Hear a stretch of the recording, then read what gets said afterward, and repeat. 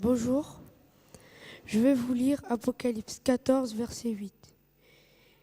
Et un second ange suivit en disant, elle est tombée, Babylone la grande, qui a abreuvé toutes les nations du vin de la fureur de son impudicité. Amen.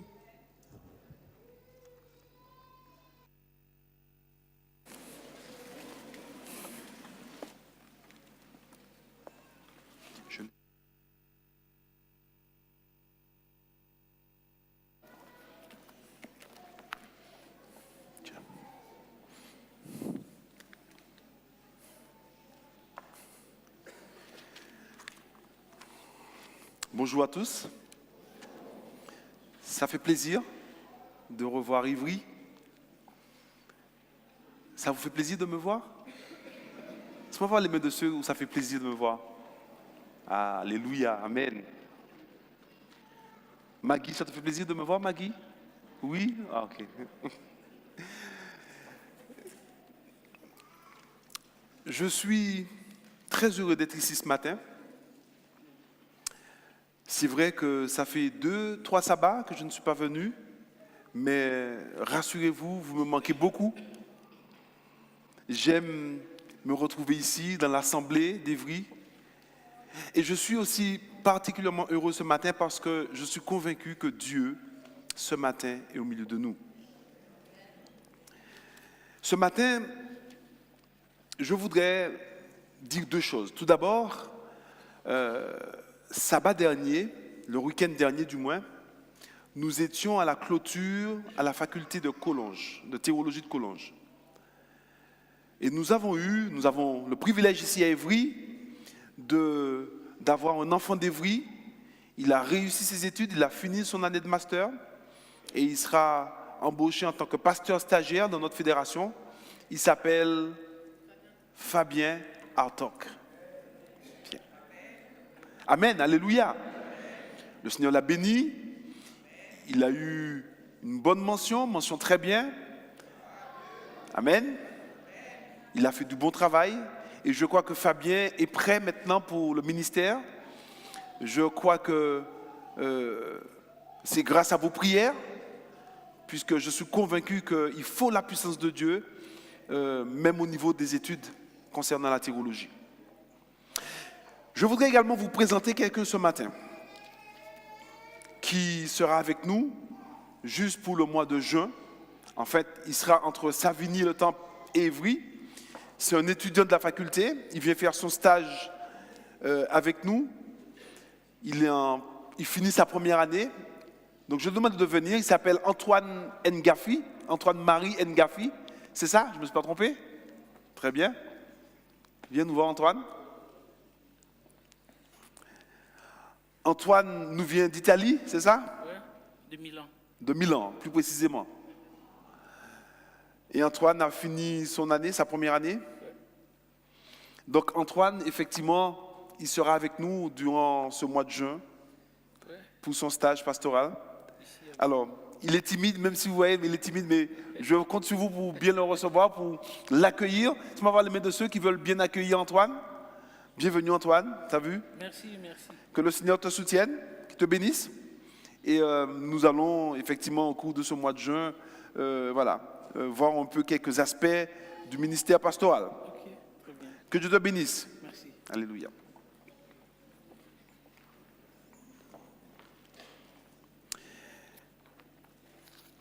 Alors rentrons dans le vif du sujet. Prenons Apocalypse chapitre 14, au verset 8. Et nous allons continuer notre cheminement concernant le message des 3 anges. Nous avons déjà vu le premier ange. Nous allons résumer succinctement. Nous avons vu que au verset 6, chapitre 14 de l'Apocalypse, l'ange qui vole au milieu du ciel avec un évangile comment? Éternel. Un évangile pour l'annoncer seulement à Évry? Non, pour l'annoncer à qui? Aux habitants de la terre, à toute nation, à toute tribu et toute langue et à tout peuple. un message universel. Et nous avons dit que cet ange, effectivement, vous avez remarqué que la première chose que je dirais qu'il fait, cet ange, c'est de quoi? C'est d'annoncer l'évangile, le salut en Jésus-Christ. Et nous avons vu que l'évangile a deux aspects. Tout d'abord, le fait que celui qui accepte Jésus, il reçoit le pardon, le sang de Jésus le purifie de tout péché. Mais celui qui est pardonné, ça ne s'arrête pas là. Puisque la Bible nous dit dans Matthieu chapitre 1, verset 22, j'espère que je ne me suis pas trompé, tu lui donneras le nom de Jésus et c'est lui qui sauvera son peuple de ses péchés, pas dans ses péchés, vous avez vu. Donc celui qui est sauvé, Dieu lui donnant son esprit et lui rend capable de dire non au péché et oui à qui? À Jésus. Est-ce que nous sommes d'accord? Amen. Donc cet ange commence par présenter l'évangile.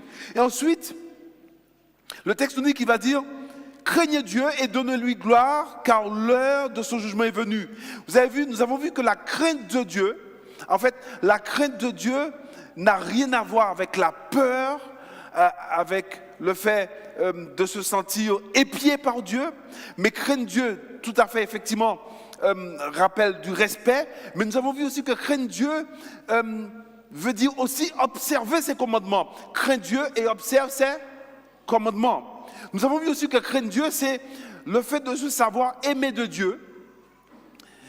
L'ange de l'Éternel campe autour de ceux qui le craignent afin de les arracher du danger.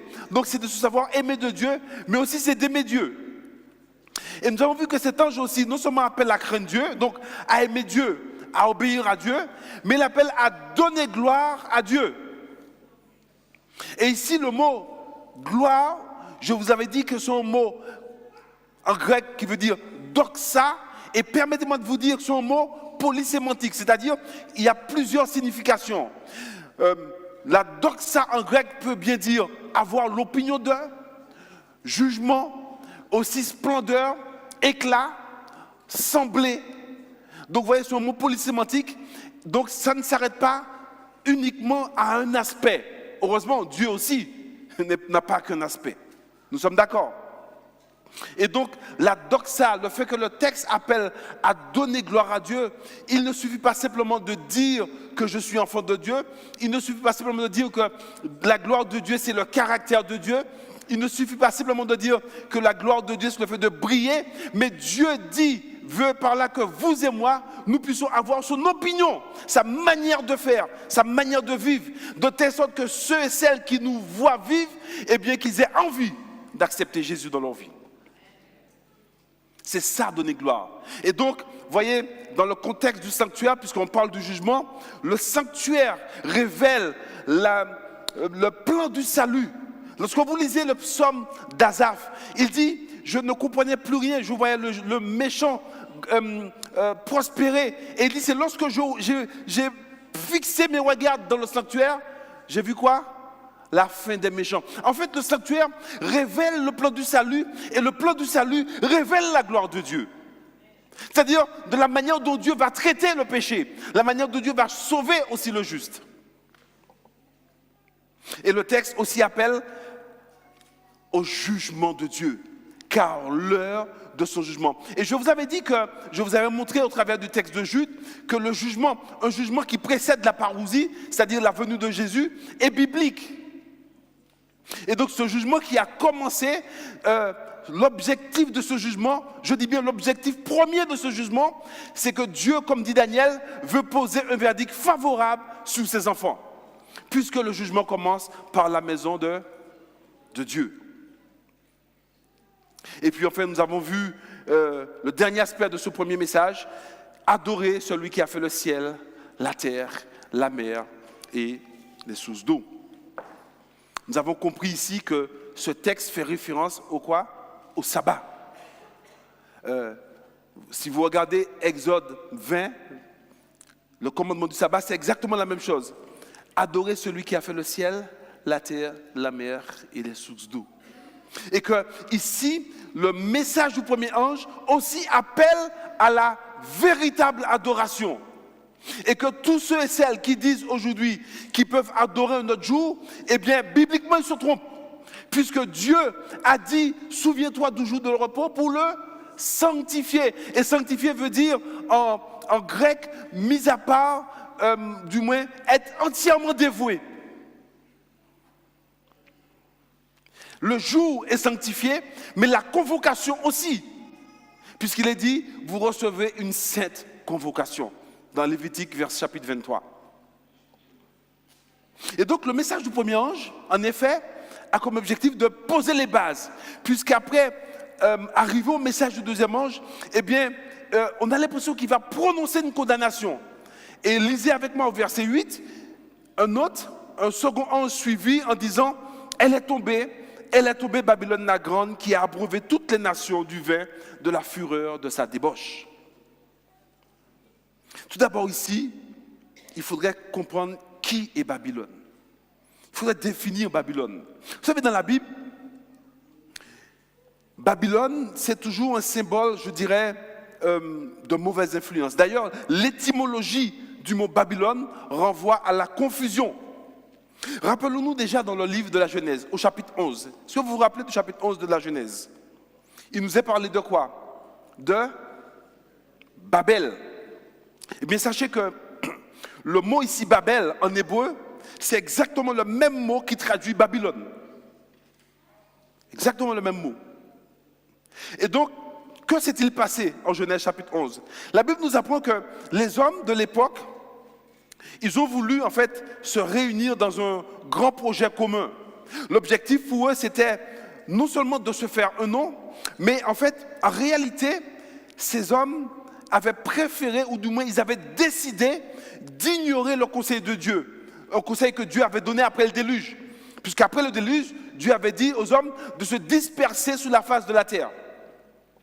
Et donc ces hommes, ayant donc décidé d'ignorer le conseil de Dieu, ils ont voulu se faire un nom, mais aussi ils ont voulu à ce moment-là, ou bien ils ont décidé à ce moment de bâtir une ville, une cité, une tour, dont le sommet fait quoi? Touche le ciel. C'était une manière pour eux de manifester le fait qu'ils ne croyaient plus aux promesses de Dieu. Vous savez pourquoi? Parce qu'en fait, après le déluge, Dieu avait dit que jamais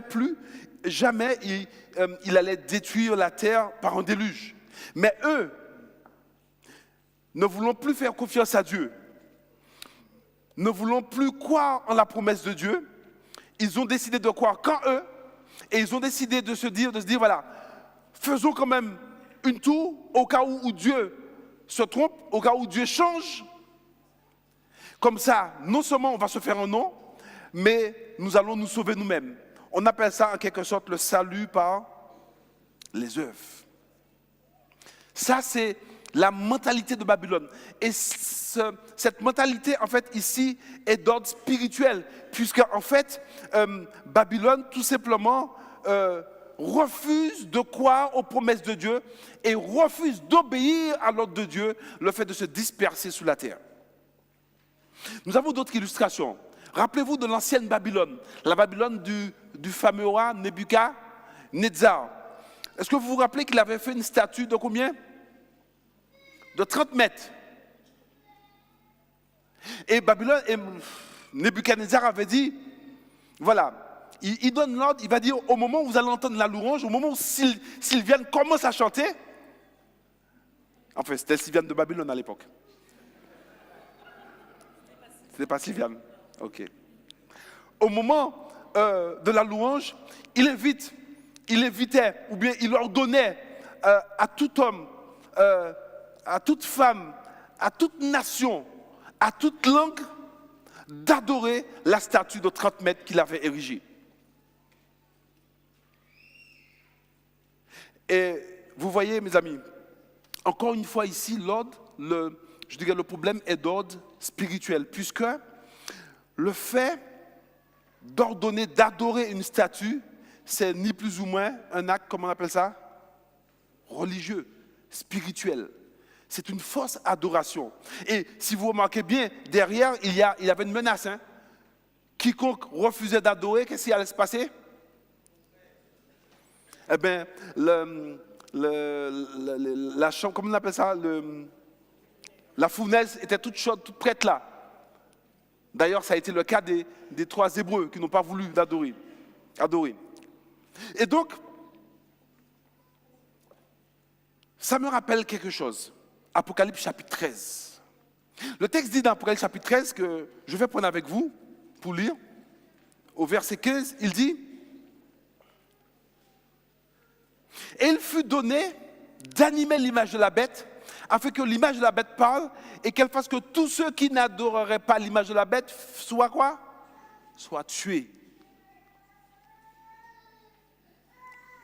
Ça, c'est la mentalité de Babylone. Par conséquent, en fait, ces exemples nous révèlent plusieurs choses importantes concernant Babylone.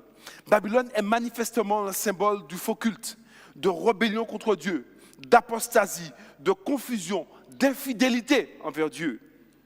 Et donc, il n'est pas difficile de comprendre que le message du deuxième ange veut dire par là, lorsqu'il proclame que Babylone est tombée, il veut dire par là que tous ces mouvements religieux, avec leur confusion, avec leurs doctrines, leurs différentes doctrines qui, bibliquement, ne tiennent pas la route, avec aussi leur dimension morale, le texte est en train de dire par là que Babylone représente ni plus ou moins ce christianisme qui a été infidèle à l'évangile éternel. D'ailleurs, vous entendez souvent, lorsqu'on entend du haut de la chair, certains prédicateurs, certains théologiens disent haut et fort, croyez seulement. Demandez-leur, est-ce qu'il faut croire? Est-ce qu'il faut croire au mensonge forgé par Satan qui veut rendre nulle la loi de Dieu? Chacun minimise la loi de Dieu maintenant. Alors sachez, mes amis, et je le répète, je l'avais dit la dernière fois, que Dieu n'appelle personne, Dieu n'appelle aucune communauté religieuse à fournir les meilleures excuses théologiques afin de transgresser sa loi. Par ailleurs, Dieu n'emploie pas sa grâce merveilleuse pour annuler sa loi, n'est-ce pas? Dieu emploie sa grâce merveilleuse pour établir sa loi dans le cœur de l'homme. Lorsque vous et moi, nous acceptons Jésus, Dieu nous réconcilie avec la loi. Et donc, ayant reçu l'Esprit de Dieu, Dieu nous rend capables d'obéir à sa loi, y compris le 4e commandement qui est le sabbat.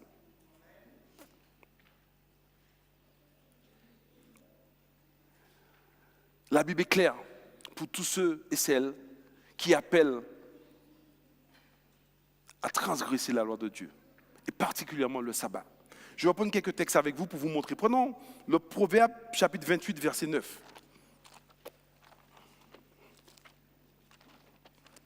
Proverbe chapitre 28, verset 9. Si quelqu'un veut bien lire, je parle beaucoup. Eric. Proverbe 28, verset 9.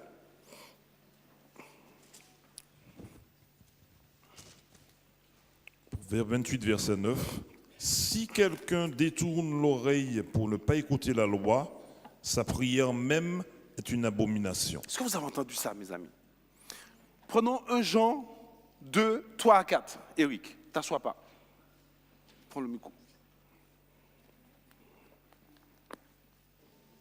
1 Jean 2, 3 et 4.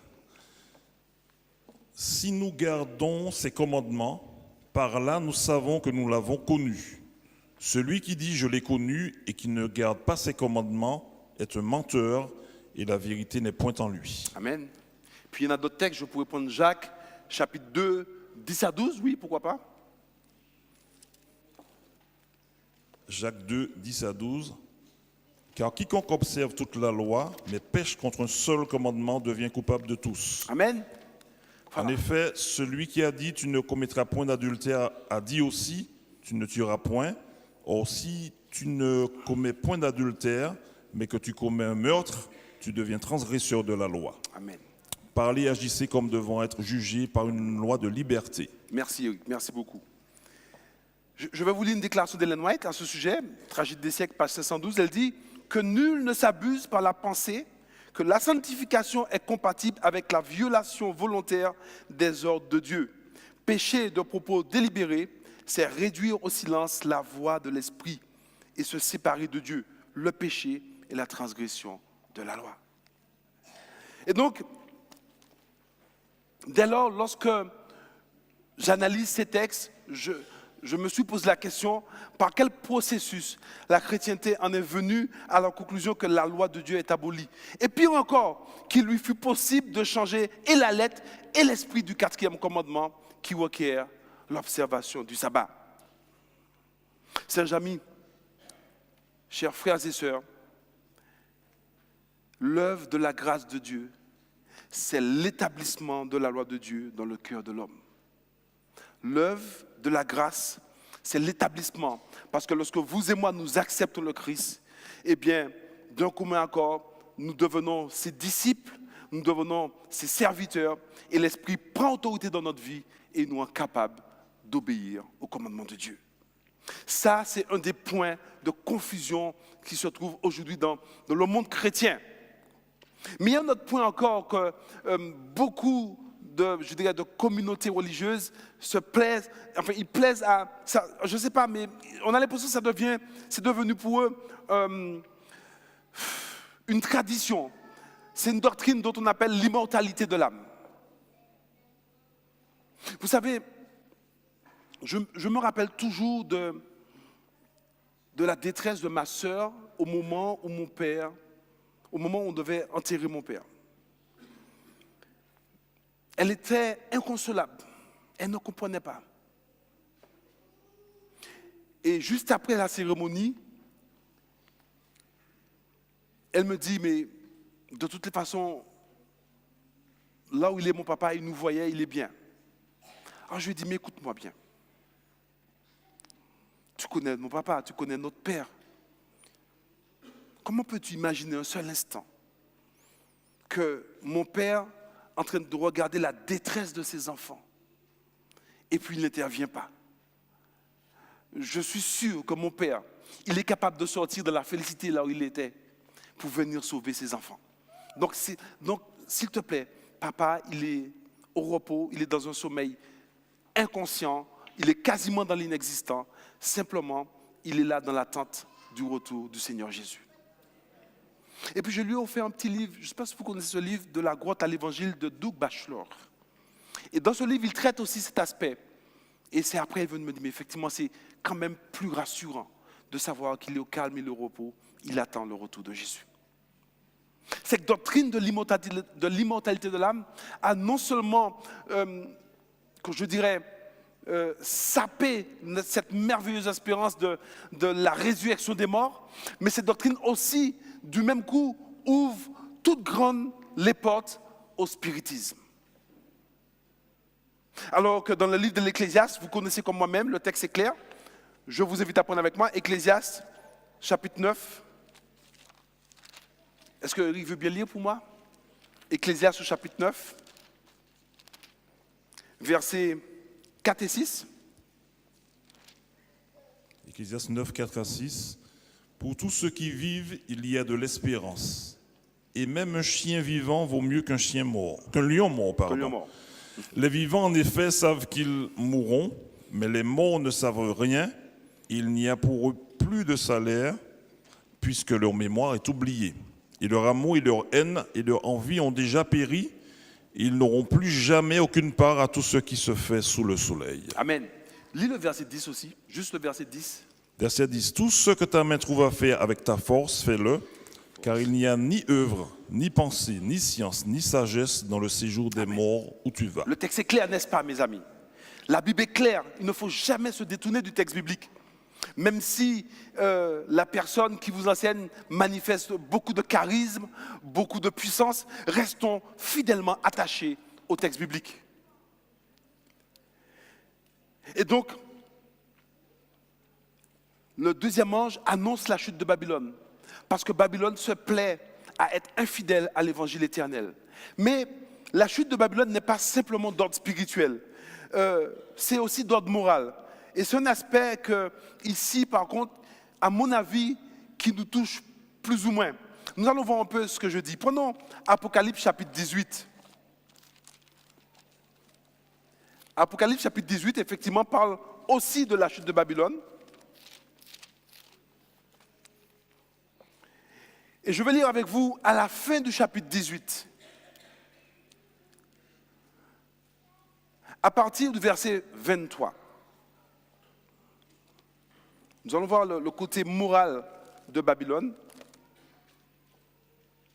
Le texte nous dit au verset 23, « La lumière de la lampe ne brillera plus chez toi, et la voix de l'époux et de l'épouse ne sera plus entendue chez toi, car tes marchands étaient les grands de la terre, toutes les nations étaient séduites par tes enchantements, et l'on a trouvé chez elles le sang des prophètes, des saints et de tous ceux qui ont été égorgés sur la terre. » Si vous regardez bien le texte nous dit, au chapitre 18, versets 23-24, déjà ce texte concerne un temps de la fin. Et le texte nous dit que les hommes seront séduits par quoi ici? Qu'est-ce qui séduit? Par ces enchantements. Vous avez lu le texte? Il est dit, et les nations ont été séduites par tes enchantements. Ça veut dire quoi, enchantement? C'est de quoi? C'est de la sorcellerie.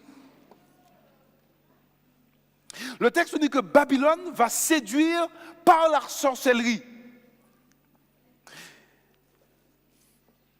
Nous pouvons le voir aujourd'hui dans le monde moderne. Cette littérature qui s'introduit furtivement dans les foyers. Par exemple, Harry Potter, avec nos jeunes. Harry Potter, vous savez, c'est quasiment de la sorcellerie qu'on met dans la main des jeunes. N'est-ce pas vrai? Les adultes également. Mais il y a quelque chose d'autre à y découvrir dans ce texte. Le mot ici, enchantement ou sorcellerie, ce mot en grec traduit le mot pharmakeia. Est-ce que ça vous dit quelque chose? Pharmakeia. Comment? Pharmacie. Yes. Et qu'est-ce qu'on fait dans une pharmacie? Des médicaments pour faire quoi? Pour soigner le corps et l'esprit. Vous savez, la définition de ce mot en grec, pharmakeia, c'est ça. Ça veut dire, c'est tout ce qui serait susceptible d'entretenir l'esprit ou de s'occuper de l'esprit afin de le détourner de la voie de Dieu. Pharmakeia en grec, c'est tout ce qui s'occupe de soigner l'esprit ou d'entretenir l'esprit ou d'occuper l'esprit afin de le détourner de quoi? De la volonté de Dieu. Laissez-moi vous poser un exemple. Réfléchissons bien ensemble. La télé, par exemple. Lorsque nous passons 3 heures ou 4 heures à la télé, n'est-ce pas un moyen de détourner nos esprits de Dieu? Est-ce qu'en passant 3 heures et 4 heures à la télé, on passe plus de temps avec Dieu?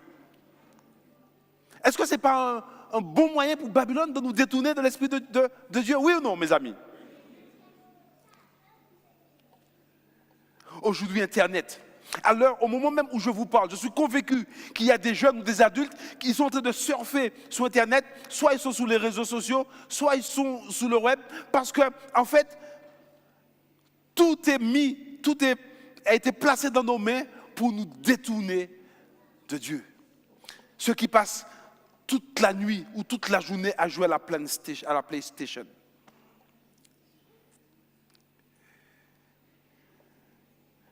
Les smartphones.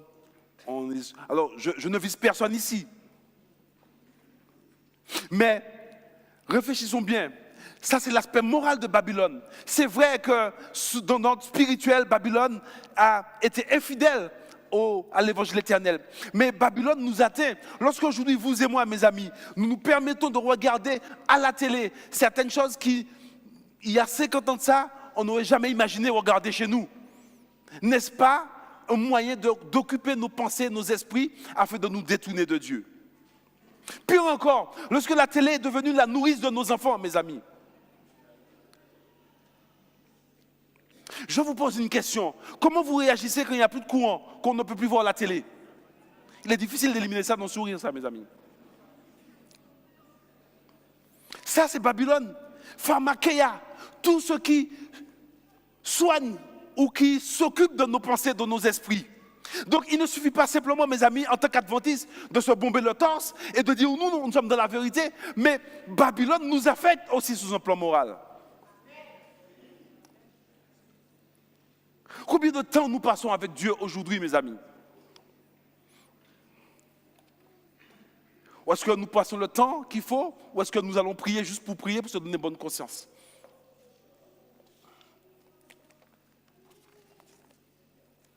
Ne sommes-nous pas ainsi séduits par les enchantements de Babylone?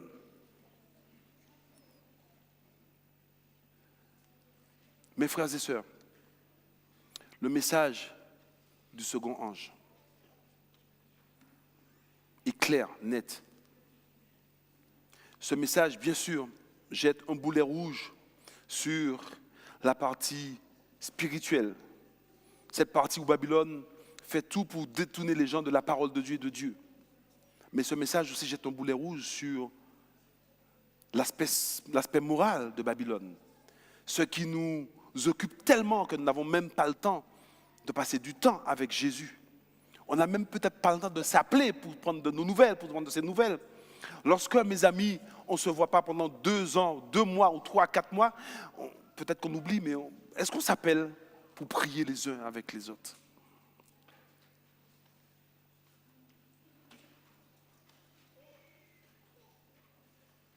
Je crois qu'il est temps pour nous d'être au clair, mes frères et sœurs. D'être au clair sur ce que nous permettons de remplir nos vies, nos esprits. Il me semble que nous avons atteint le moment où vous et moi, nous devrions faire, mes amis, vraiment un nettoyage complet, à commencer par nos programmes de télévision, à commencer par nos étagères qui sont peut-être remplies de vidéos que nous ne devrions pas regarder peut-être. Les parents devraient commencer par limiter le smartphone aux enfants.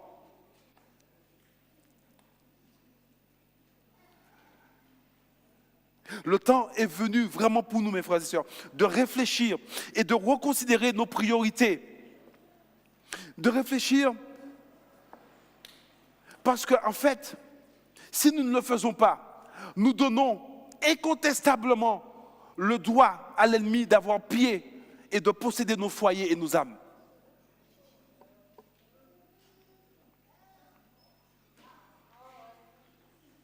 Nous ne devrions pas continuer à prendre ça à la légère, mes frères et sœurs. Car il me semble que si nous continuons à prendre ça à la légère, c'est comme si nous sommes en train de flirter avec le diable. Et c'est comme, ça me rappelle l'impression de quelqu'un qui donne un rendez-vous d'amour à son meurtrier. Il est temps pour nous de réagir. Il est temps de donner la place à Dieu, la première place à Dieu. C'est pas facile, mais nous devrions nous battre, car le royaume des cieux c'est pour les violents, la Bible dit. Et vous savez, je vais vous dire une chose. Je vais vous donner un conseil. Lorsque vous rentrez chez vous, le soir ou le matin, pour ceux qui travaillent la nuit.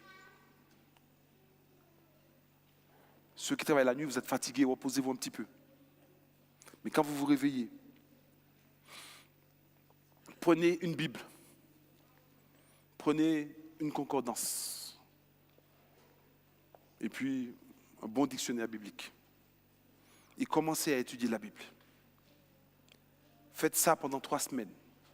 Et vous allez voir que ni la télé ni Internet ne tient pas la concurrence.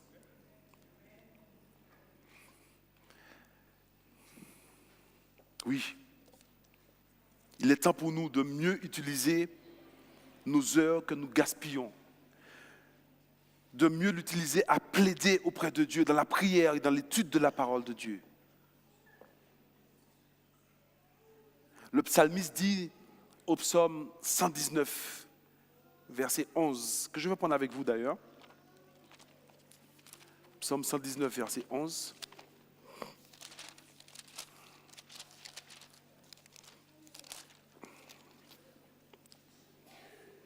Il est dit, je serre ta parole dans mon cœur afin de ne pas pécher contre toi. C'est seulement en passant du temps dans la parole de Dieu, en passant du temps dans la prière, que Dieu va nous donner la victoire sur le péché. Et Babylone le sait. Aujourd'hui dans ce monde, on nous donne tout ce qu'il faut pour nous détourner de la véritable source qui nous donne la victoire sur le péché, qui est la parole de Dieu. Et le message du deuxième ange jette, c'est quasiment une condamnation, en disant que Babylone a abreuvé toutes les nations avec son vin. Le vin n'est pas simplement spirituel, mais il est d'ordre moral. Et nous devrions, en tant qu'enfants de Dieu, être vigilants, réclamer au Seigneur de la sagesse, de l'intelligence, afin d'être des hommes et des femmes qui s'accrochent à Jésus. Afin que par notre persévérance à bien faire, Dieu nous transforme, Dieu nous change et qu'il nous utilise comme de puissants témoins efficaces à la louange de sa gloire. Il est dit que vous et moi, nous pouvons hâter le retour de Jésus. Vous savez ça? Pierre le dit, nous pouvons hâter le retour de Jésus. Et je suis persuadé que lorsque le peuple de Dieu va prendre Dieu au mot, eh bien cette prophétie va se réaliser. Nous allons pouvoir hâter le retour de Jésus. Et le diable le sait bien. Il le sait parce qu'il sait que le jour où les adventistes vont prendre Dieu au mot, cela va hâter du même coup sa propre destruction. Et cela va hâter le retour de Jésus. Puisse le Seigneur nous donner la sagesse, l'intelligence qu'il faut, afin de ne pas tomber dans les enchantements, afin de ne pas se laisser séduire, mes amis, afin de rester focalisé sur Jésus, le chef et le consommateur de la foi, focalisé sur sa parole, car ta parole est la vérité, nous dit le psaume. Et qu'il fasse de nous de puissants témoins à la louange de sa gloire. Amen.